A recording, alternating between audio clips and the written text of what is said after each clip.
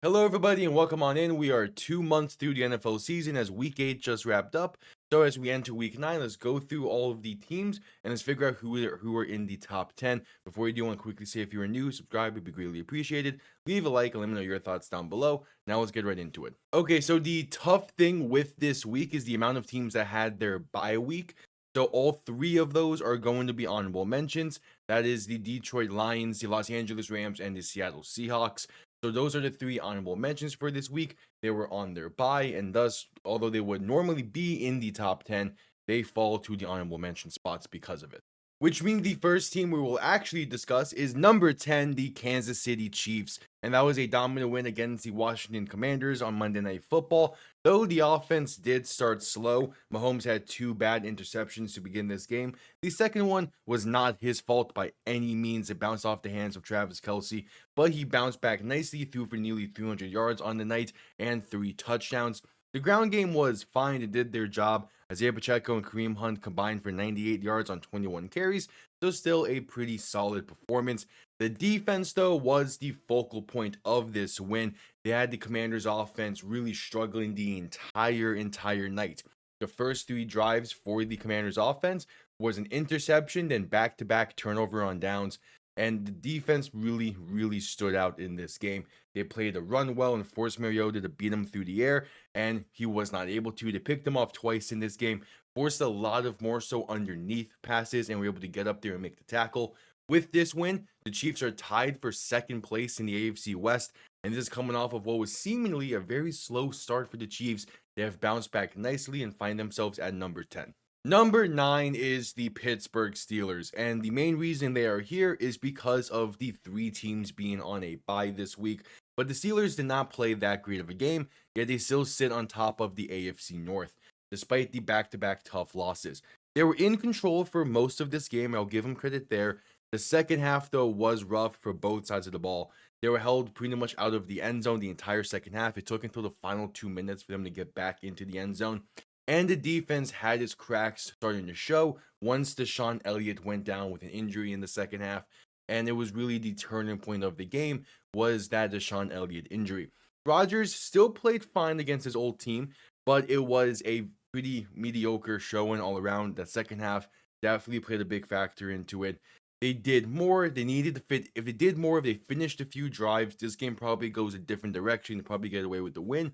But that wasn't the case. Their first three scoring drives of the game were all field goals, and you're just not going to win that way unless you are the New England Patriots, as that's how they won this week. But still, not a terrible game, though those uniforms were pretty terrible, and the Steelers are at number 9. Going from one terrible set of throwbacks to a beautiful set, the Denver Broncos are at number 8. And the throwbacks in full display, as was this Broncos team. They played really well in those uniforms and in the game as a whole. I'll go as far as to say this was a dominant win for the Broncos from the jump. They took an early 7-3 lead and never looked back. The defense picked off Dak Prescott twice, held him to 188 yards on 19 for 31 completion. Eventually, Joe Milton came in the game and he had the one passing touchdown for Dallas in this one. They played the ground game fine. They gave up just over 100 yards on the day, but still pretty fine performance. The offense, though, was electric. Bo Nix threw really well, 247 yards and 4 touchdowns. The ground game was fantastic. J.K. Dobbins had 111 yards. And my man, R.J. Harvey, had his first career rushing touchdown to begin what would be a hat trick of a day for him. 3 total touchdowns, the 40-yard rushing touchdown to begin the great day for R.J. Harvey. And it was great watching that on full display. A great complete game for Denver coming off of a week where they only played one complete quarter against the Giants last week. This was exactly the win they needed to have. They have won 5 straight. They sit alone on top of the AFC West entering week 9. And they're a team I feel really good about after those 2 losses, which were pretty tough losses. But they've won 5 straight. They're at number 8. Number 7 is the Los Angeles Chargers. A really solid, dominant win on Thursday Night Football for the Chargers to bounce back. The uniforms also massively bounced back. These supercharger throwbacks looked beautiful compared to what they wore against the Colts the last week. And definitely felt like it helped the team a little bit. The defense was all over the place, making things difficult for the Vikings offense and Carson Wentz. They held the Vikings to just 34 yards on the ground and only 11 carries. They took that early lead, which really forced the Vikings' hand to prioritize the pass, and they took advantage of it from there. Herbert threw pretty well in this game, 227 yards and 3 touchdowns. Nearly had a pick six early on, but it was dropped. So just wanted to mention that. The ground game is back though. They played really well in this one. Kamani Vidal had 117 yards and a touchdown in this one, and it was a really perfect showing for the Chargers. A game that they needed to have after the loss to the Colts. They played well. They're a game back of Denver in the division. This entire AFC West is going to be a really fun division to watch come December and come the end of the season. The Chargers have the Titans next week. Should be another simple one for them, but they're able to build off of a really nice performance and go into 10 days rest. The Chargers are at number 7. Number 6 is the New England Patriots, and it was another great showing for the Patriots, especially in the second half of that game. And they've been a surprise this season, at least to me. It feels like that they are ahead of schedule on this rebuild and the development of Drake May, as he had another great performance, 282 yards and 3 touchdowns in this one. He's just having solid performance after solid performance, looking really nice. And at this point of the season, he has already pretty much matched his touchdown total and his yard total from his rookie season. It is going fantastic over there. Massive props go to Josh McDaniels. I talked about it quite a bit last week. But Josh McDaniels being back and being the offensive coordinator for the Patriots is doing wonders to make the Patriots where they are right now. It is going great. Not obviously there is still credit to give to Mike Vrabel and his defense as they played really well against the Browns, held them to 156 yards through the air and 68 yards on the ground. It is the Browns though, so definitely a grain of salt there, but this is something the Patriots have been doing all season long, especially during this 5-game win streak that they're on. They're playing really solid and really sound football. There is definitely some penalty issues, but they're able to play around it and not let it define them. And that's a very important thing for a team to be able to do. The Patriots come in at number 6. Number 5 is the Philadelphia Eagles, and that was a nice win for Philly. They got some revenge on the Giants. A game though that definitely did have its fair share of controversy, so I'm not going to get too much into it right now. Jalen Hurts played really well, 178 yards and 4 touchdowns on the day. The yards, obviously nothing that jumps out the page, but a 4-touchdown day is still a 4-touchdown day. I've been waiting for the offense to arrive, and over the past 2 weeks, it seemingly has. He had a really high flowing passing game last week against the Vikings. This week, it was the ground game that's finally showed up. Hank Bigsby had 104 yards on 9 carries in this one. And then Saquon Barkley, 150 yards and a touchdown on 14 carries. It was about time that the ground game showed up. I expected this to happen 2 weeks ago when it played the Giants. It took an extra 2 weeks, but at least it is here now. The defense also played well, holding the Giants' ground game to 68 yards and Jackson Dart to just under 200 yards passing. It was an all-around really great performance. And there's an Eagles team that's kind of been waiting for back-to-back performances like this, where again, last week was primarily the passing game showing up. This week was primarily the run game. Can they get both of those to show up at the same time next week? We will see. But it's going to come down to consistency with this Eagles offense if they're going to look to repeat. For now, they come in the top 5 at number 5.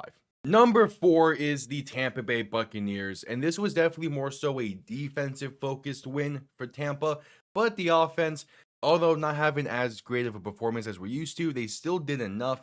Baker had 152 yards on the day, and the ground game combined for 88 yards, with Sean Tucker having a touchdown in this one. But again, main focus is on the defense. They played fantastic. The first points of this game was a pick 6 by this defense. They held the Saints ground game to 48 yards. They picked off Spencer Rattler in that aforementioned pick 6, and they also picked off Tyler Shuck later on in this game. Though combined, it was still a 264-yard performance for these Saints quarterbacks. It was on 32 for 51 passing. That is a lot of pass attempts combined for these guys. The Tampa defense did what it needed to do. They also forced 2 fumbles in this game.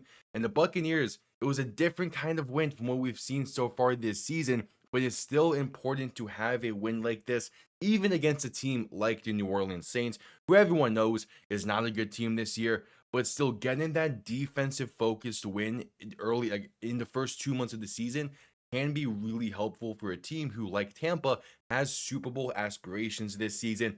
I really liked it. It was a good sign for me that the Buccaneers are a legitimate team, and they come in at number 4. Number 3 is the Buffalo Bills, and they're coming off of their bye week, but still a dominant win on the road against Carolina. They started off a little bit rough, though. Josh Allen wasn't asked to do a whole lot in this game, but he still had 3 total touchdowns, 163 yards, and a passing touchdown on 12 for 19 passing. And then he had 2 rushing touchdowns on 3 carries on top of the 7 yards rushing he had. James Cook, though, was the main focal point. He had a career day with this one, 216 yards and 2 touchdowns on 19 carries. He was a blast to watch in this game. The defense also played great. They made things tough for Andy Dalton. They picked him off once, sacked him 7 times, and all around, really great performance against the air. This Buffalo ground defense, though, still a little bit of a question mark, especially now with Ed Oliver most likely being out for the season. They gave up 114 yards on the ground in this game, which, to be fair, Carolina in the past few weeks have had a really nice ground game with Rico Dowdle and Chuba Hubbard. But still, for a team like Buffalo with the front 7 that they have, or at least on paper that they have, they should be playing better against the ground, but it's been a very tough season. They have one of the worst ground defenses in the league, and it kind of showed up again in this one. We're 2 months into the season now, and it feels like Buffalo has their identity of being a team that offensively can beat you in any way. But if you're going to beat Buffalo, you need to be able to get the ground game established. And Carolina nearly did properly in this one, but not enough to get the win, and thus the Buffalo Bills are into the top 3 at number 3. Number 2 is the Indianapolis Colts, and after a statement win last week against the Chargers, they followed it up by handling business at home against the Tennessee Titans, the offense being on full display once again. Jonathan Taylor is looking like a potential MVP candidate and like his 2021 self. He is up to 15 total touchdowns on the season, and in this game he had 153 yards and 2 touchdowns. Another great performance for Jonathan Taylor. Daniel Jones also threw pretty well once again, 272 yards and 3 touchdowns for him on the day. And this Colts offense has been probably the best offense in the league, at least the most efficient offense. It is really impressive considering what all the talk in the offseason was about surrounding the Colts. No one expected this kind of performance out of them this year, and they are proving people wrong, including myself. The defense did their job as well. They made things difficult for Cam Ward. They picked him off once, and they played fine against the ground, giving up just over 100 yards. It was more so the case of the Colts taking care of a team that they are clearly better than.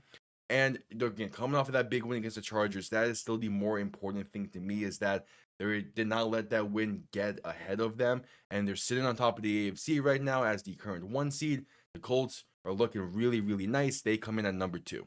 Number 1 is the Green Bay Packers. Going against the former face of the franchise is never easy, but the Packers still played well on the road.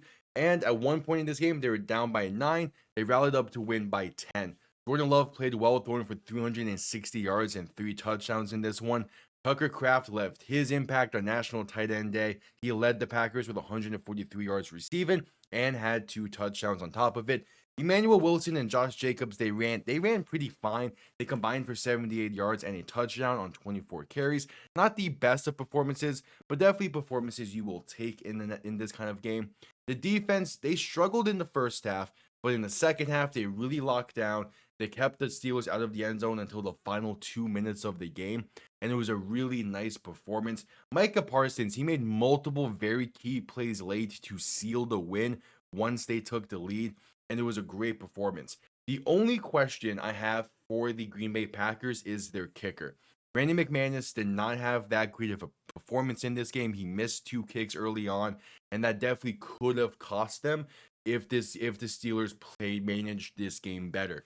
The reason why I'm bringing that up is because on their bench, they have Lucas Havrizik, who just last week hit a 61-yard field goal and set the franchise career long. And it's going to be very interesting when you have McManus struggling like he did in this game, and you have someone like Havrizik, who has been pretty automatic on the bench. Going to be some questions there. McManus, was his first game back from injury, so there's definitely some breathing room for him to get back up to form.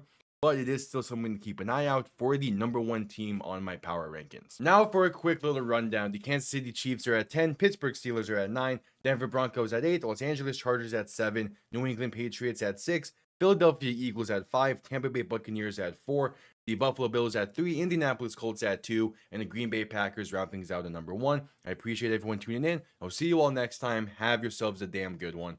Peace.